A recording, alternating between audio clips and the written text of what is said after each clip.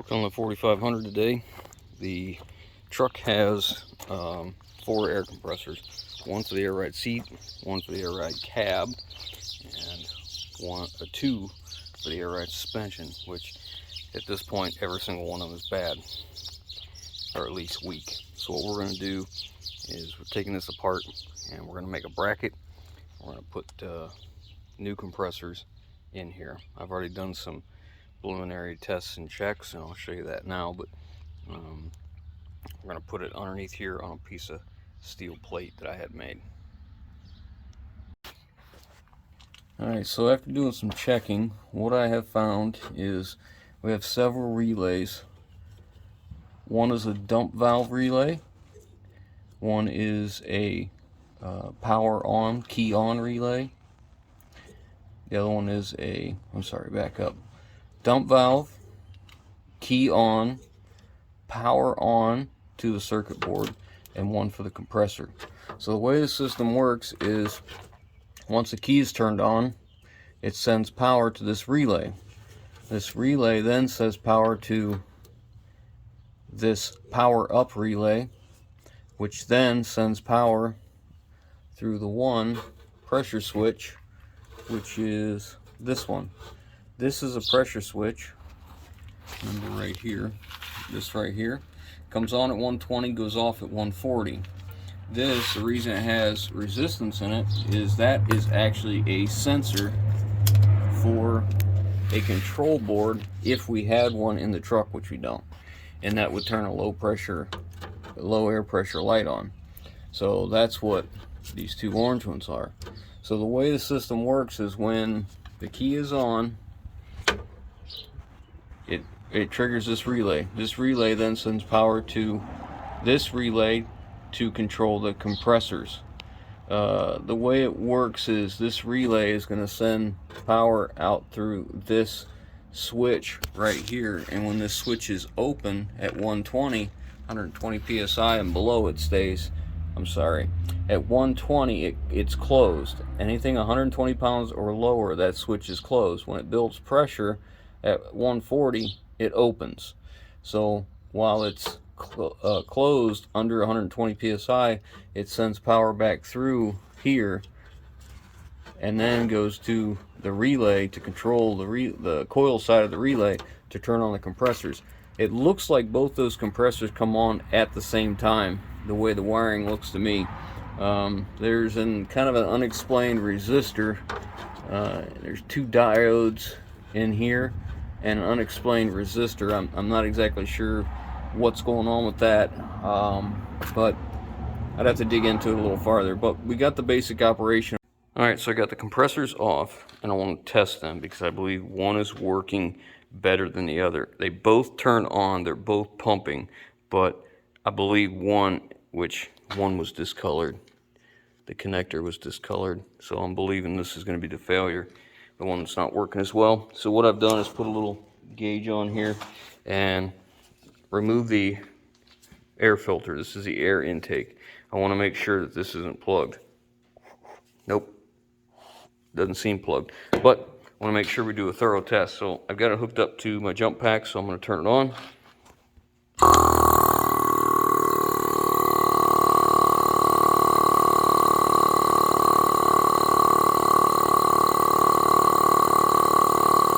Alright, so 30 pounds, that's about it.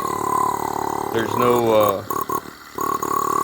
reservoir or anything for this to pump up to. It's just pumping against that gauge, so it should go to max capacity in like a snap of fingers, like really fast. So we'll set this one aside. Now we're going to do the same thing to this one. All right, I'm hooked up on this one. Air filter's out. Turn the jump box on. You'll immediately see it gets over 100 psi. About 110, right about its max. Okay, so this one is, no good. The electric motor might be salvageable if I wanted to keep that, but that truck has currently 4 compressors. These 2, the original air compressor for the air ride seats that came factory, it failed long ago, which they usually do, and then someone put in an aftermarket like this in its place. Well, that has since failed. You know, they're out in the open in the elements. They don't last all that long. Plus, you're expecting a lot out of a wee little compressor, you know. So what we're going to do is probably use this one to replace the one for the seats, buy 2 new ones for the air ride suspension, because that's what these actually supply air to, because it's a separate tank as well. The air ride seats have their own small tank under the driver's seat, under the cab, that is. So we'll keep this one, replace it with that. Maybe we'll keep that for a motor. I'll just mark it. It's no good on the compressor side. But hopefully we can find one with the same mounts. It's got 2 here, 1 in the back. We'll see what we can do. Also, what I want to do before I do that is we found the effects. We want to make sure that this bad compressor is the cause and not an effect, meaning we got to make sure we don't have a pressure switch that's sticking. When I do put new ones in and it comes up to pressure, that, you know, obviously the switches are working correctly to turn off the compressor, so they're not just running constantly and burning themselves up, which that could be the thing. It's so easy to just go ahead and get a new compressor, put it on, everything works, don't think nothing about it. But if that switch is bad and it's not allowing this thing to turn off ever and it just stays on, it's just going to burn up a new one. So let's go check those switches. So now we can just go ahead. We know both them compressors are not good because we can only get about 130 psi, so they would never shut off because this switch doesn't cut out until 140. So let's go get us a couple compressors. So we're going to mount the air compressors and the tank, everything on a plate like this. It's got a bend here. It's 1/8 inch material. Got a bend here. We're going to mount everything to it and then drill holes so it can go to the bottom of the steps. So the whole unit can be serviced very easily. Alright, so here's the plate. We've got it cut down to size and drilled. So we're using the original mounts here. It was just, what was in here, just a flat piece of steel with no bend on or nothing. In fact, the other side cracked and broke. So we're going to mount that tank and new compressors on this plate and stay back behind the rocker in this area. So the original air compressors went from on at 120, off at 140. The new ones I bought are 200 psi each. The old ones were 140 psi. So these things pull 40 amps a piece. So we're going to redo all the wiring. We'll plumb them into here, and then all the wiring, the relays, and the circuit breakers are going to go right up in here, so it's up out of the weather instead of being underneath there, which in my opinion that's the way it should have been to begin with. So now we're going to lay all the pieces in here, get an idea where we want them, and then see if we can get them mounted up. Well, that escalated quickly. There was a tank right over here with an air compressor, actually 2 air compressors, this El Cheapo and the original factory one, and this is the tank that was on the other side. And there's a tank over here. Well, in true form and fashion, I want to make it more simplified. So we're making a plate to put the tank over here that was on the driver's side, put it over here, so then we come out of that one and feed the secondary tank and not have all these air 12-volt compressors laying around to fail. So Brandon and I are making a plate now. I took that tank, it had some bracket on it that made it mount to the step on this part here, and we're changing that right now. We cut the brackets off and made new ones. I'll show you that. Alright, so this was the bracket it was mounted to. So we just cut these brackets off the tank and just made some new brackets and drilled them. Before we weld them on, we marked them on our bracket here so we'd have our placement right. And now Brandon's going to go ahead and weld these in real quick. We've got limited height and limited room. I'd like to turn this way. This plate's going on the bottom, so this has to be able to clear this. I'd love to put them like this But I've got air filters that have to go in the end yet. And I don't think I'm going to have enough room. I may have to mount my air filters remotely or something. Let's take a look at them, see what it is. Alright, so there's dual compressors. We're going to feed both them lines have a check valve in it.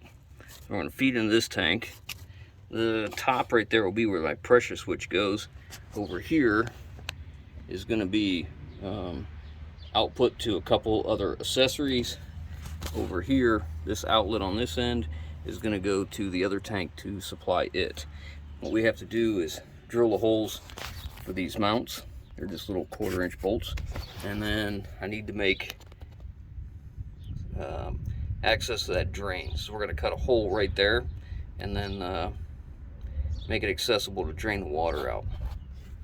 So that's what's next. Alright, so we're adding some ribbing underneath it because there's going to be so much weight on that 1/8 inch. I don't want it cracking and breaking. So it's a piece of angle iron, 1.5 inches, 1.5 inches. And we're just going to put it across there. I don't know if we're going to do 1 or do 3. We'll have to wait and see.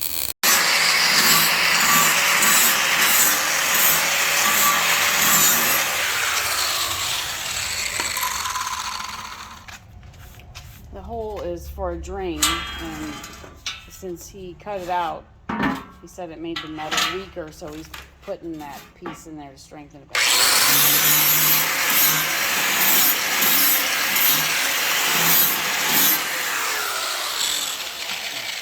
Yeah, that's a drain for the drain water out of the tank of the air tank. So this is an old piece of drive shaft I just cut down. It's just a 1/2 inch tall.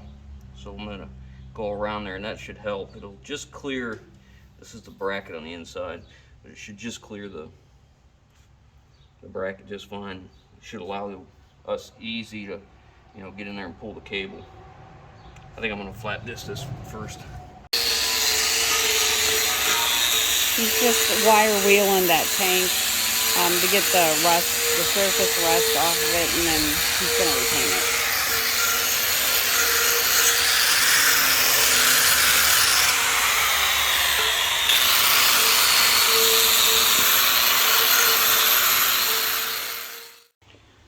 Now I got that bracket all cleaned up, primed and painted on one side. Wait for this side to dry, flip it over to the other side. I want 2 coats on everything. I've got 3 coats on the tanks so far because they're already, you know, pretty rusty. So I'm just gonna let this bake in the sun. It seems like the trick with this paint is you let it bake in the sun and take it out and let it cool down, and it seems to harden pretty good. I don't know if that's right or not, but it seems to work. Waiting on my paint to dry, and I thought since we're going to be putting all of our relays and switches in here, or all of our electrical, might as well bring a pass through and bring air supply in here, and then we're going to put this in behind here, much like this, and put a quick disconnect on here. Hopefully we'll have enough room once I get everything snugged up.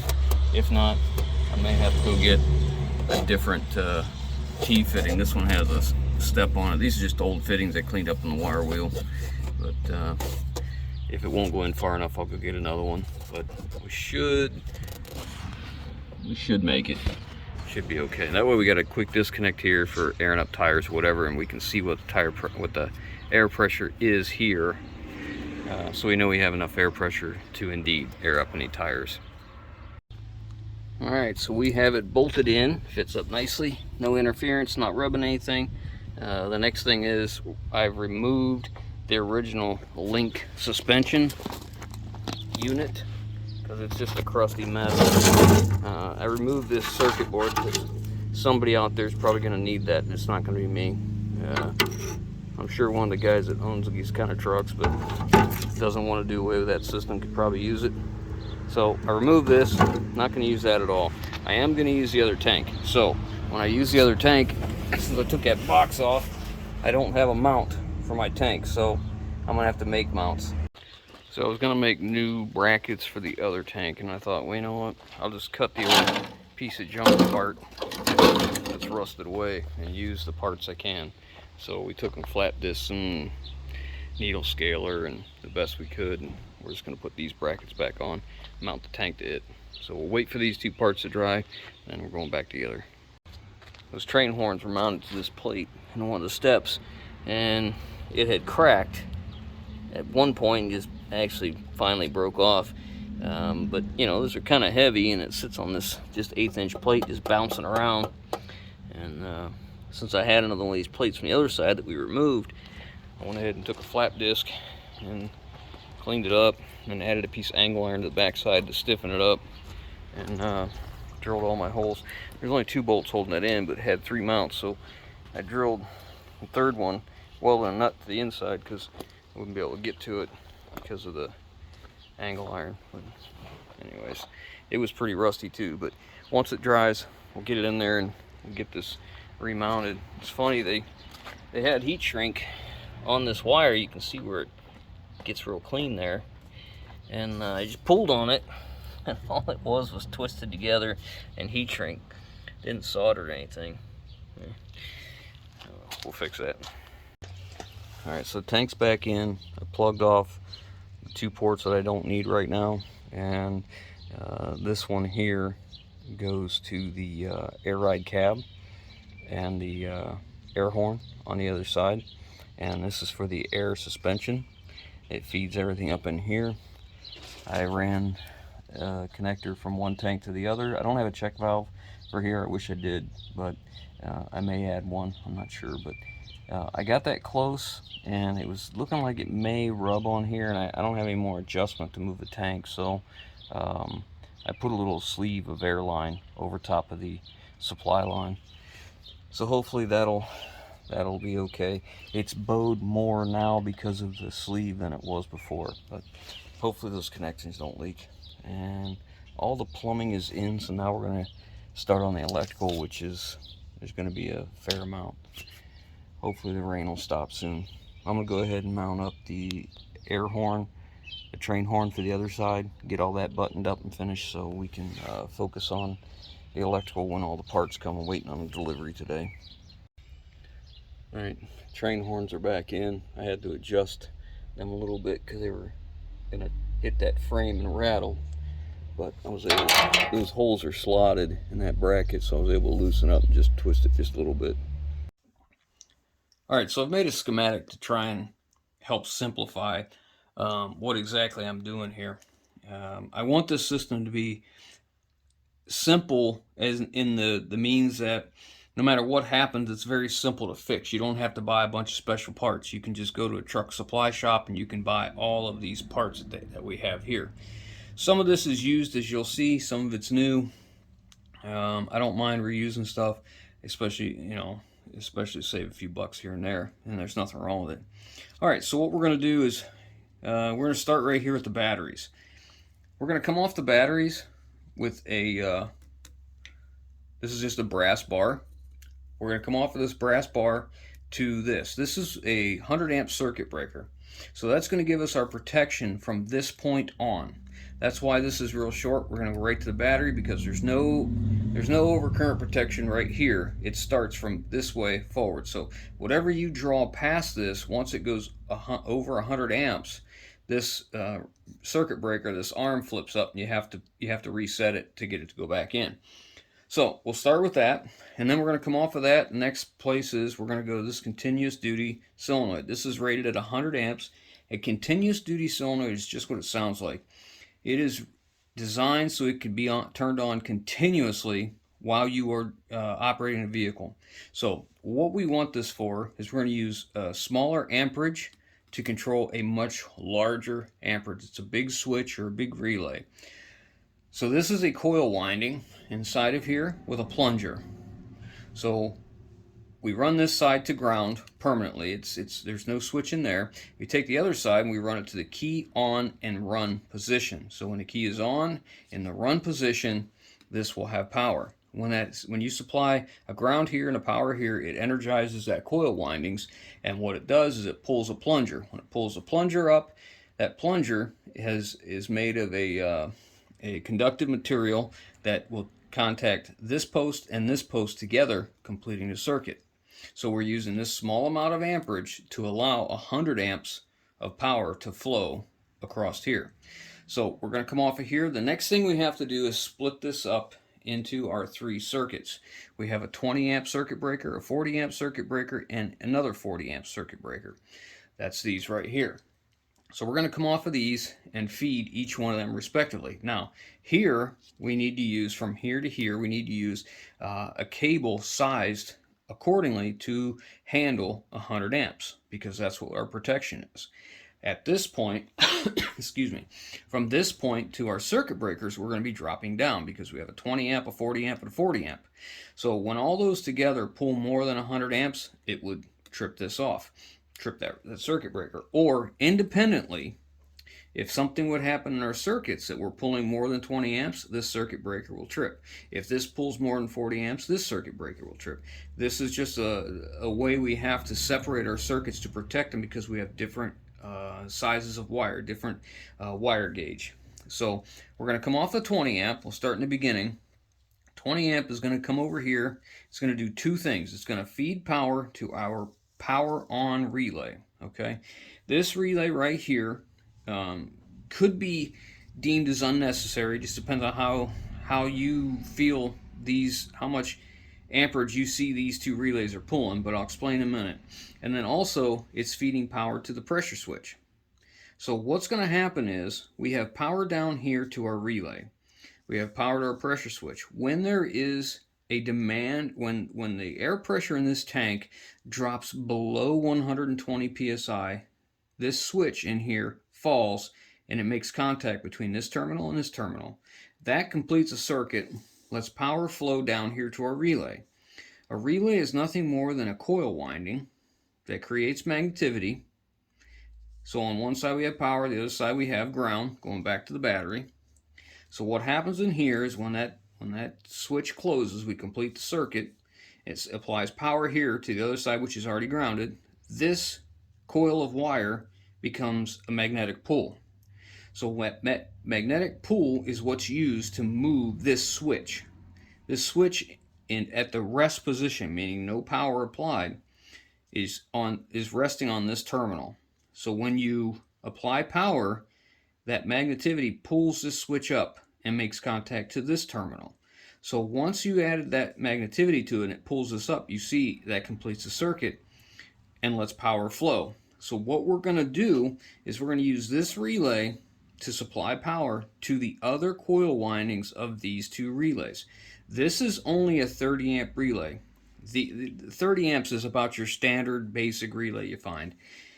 These are 40 amp relays because the air compressors we're using can pull up to 40 amps at full.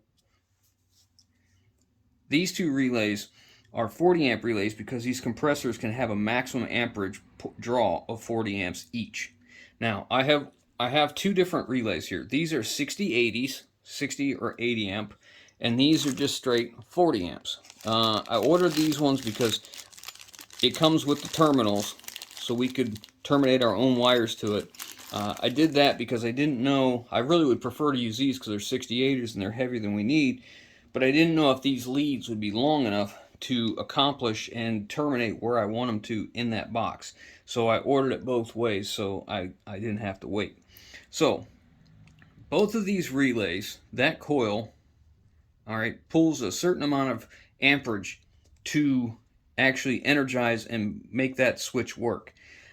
I decided to use this relay to control that because I think that's an awful lot to ask out of that pressure switch. If it was just a 30 amp relay, I would use it. I wouldn't think nothing of it. But with 2 40 amp relays, I thought this was probably a better idea. So we're going to use the 20 amp. Come down here. The 20 amp is going to feed on these. So what's going to happen then is when the call for air pressure for the compressors turn on, again our power is flowing through our switches, and then we are creating this. We are completing the circuit. We've already got grounds on our coil windings and the relays, so we send power to them, and again that's going to take that knife switch and pull it up to the contact that we want, and it's going to allow power to flow because on the 40s we already have if you notice here, we have our power coming in, sitting at that switch on both of those relays. So as soon as that switch closes with the coil winding, pulls that contact up, sends power through here. We've already got power sitting at both places, so as soon as this completes and that coil winding becomes magnetic, pulls these both up, now both of our compressors are running. So they're going to run up until this pressure switch reaches its cutout. So I believe the cutout's 140 on that, if I remember right. So at 140 psi, it's going to break connection right here. When it breaks connection down here, no more coil winding. This switch comes back to the rest position, which in effect causes this one to, because we don't have anything to control that coil, this one comes to rest, this one comes to rest, and the compressors are off. So that's how I want to do it. I added down here 2 weather pack connectors because we have some pretty decently long leads coming off the compressors, and I want to have them serviceable from outside where I can unplug them. So I ordered up a couple Delphi connectors. These are rated at 40 amps, so we're going to use those here and here, and these wires will be what comes down outside. All of this, with the exception of this and the cable between the two, is going to be in that pocket where I showed you the air fittings at. So let's go see if we can get this, what we're going to put on the truck to look something like this. I'm laying out everything on this metal plate so this whole thing can go in and out of the truck to get service instead of trying to do it in that little cubby hole. It's just going to have 4 bolts in the corners here. Well, not really in the corner. You can't get to anything up there. Anyways, so this whole plate's going to be grounded using 1/4-inch bolts. I use serrated washers on all of them, which a good friend of ours has sent me a ridiculous amount of serrated washers, which is what that is. Some people call them different things. I don't understand why people get so uptight about names about crap. You know what I'm talking about, so move on. So what I'm going to do is I'm not going to be using these yellow wires on any of these. These are the wires that will work on that relay in the rest position. This would be this terminal right here, and I don't have anything going on there. I mean, I could put a light on there that would tell me when the compressors are off or something like that, but I'm not going to. I added 1 relay in my diagram. I was so focused on this part that I completely overlooked the dump valve feature, so I had to add 1. So what we're going to do is the same thing, and I think same thing as what this shows. I just added 1 more element. What I've decided to do is come off my solenoid, and the copper colored is the battery, and then the silver colored is what's called the auxiliary, or the load side of what you're putting a circuit breaker in. So I think a lot of times when you do this, anything that's easy to follow is just that. It's easier to follow. So I'm going to go through and remove all of these yellow wires that we will not be using, just to clean things up a little bit. Alright, so to deep-pin it, I just pull this weather pack connector out of the back, and then on here there's a little lock on the back side of that terminal that you have to depress. Once you do, you just pull right out the front. You have to pull it out of that weather pack. And you can see there's the lock I was trying to depress right there, and it goes in right there. There's a little notch right there, a ledge. It sits underneath. Once you pull it in, it can't come back out. Now, this is obviously inside the truck, so I'm not worried about weather. If it was outside, I would take a little dab of RTV and close this spot up right here where the old wire was that I removed, but we don't need to in this case. I am going to put it back though, just to keep dust and dirt and crap out. Okay, now I'll do the rest of them. Alright, so it's in, everything fits, easy to get to. I think it'll be okay. Plenty of room for my positive cable to come in and turn, and no interference there. Everything works out well. I got the lines coming off of the relays.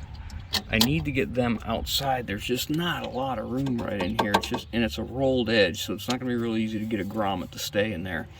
And I forgot I got to plumb this up. I put this in, but I didn't put any air to the back of it. And I got to remove one of these plugs and run the airline over this yet. We're getting close. I'm gonna leave, I left this open like this on purpose so I could make a miniature version of my schematic and laminate it and put it here so it's always there. One day this truck's leaving. As soon as my Dodge is fixed, I don't need this truck anymore, so it can leave. But anyways, that's where we're at. Now I'm ready to take all this out because I'm pretty happy with this. I don't have any changes to make that I know of. I'm gonna take it out, take everything off of here, flap disc it up real good, hang it, prime it, paint it, get it ready to go in. Then I'll reassemble this and put it in. All right, it is all done. So it's time to put it in the truck. All right, it's not gonna kick off to about 160 on this gauge. This gauge isn't accurate. There's a Schrader valve right back here. Put my tire pressure gauge on it, and it's only showing 140.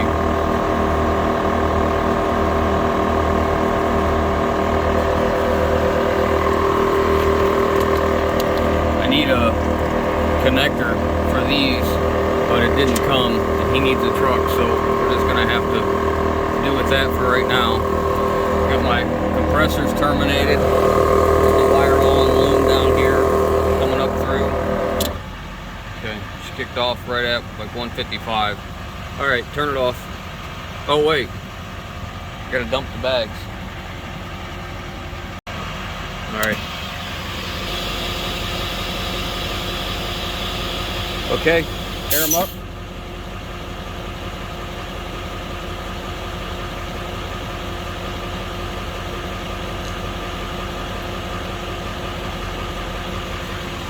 Okay, we're gonna do it again until we get the compressor to cycle. Dump them.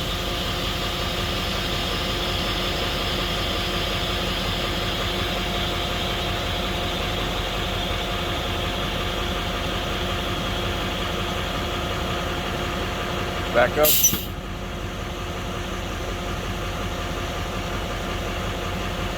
Wow, you can completely deflate them things and bring them back. It only takes just a few pounds. Every time you do that, that's only like 5 pounds of air.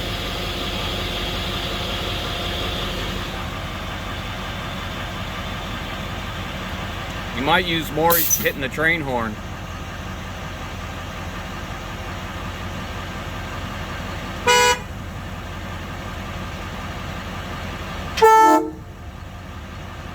Again, hardly at all.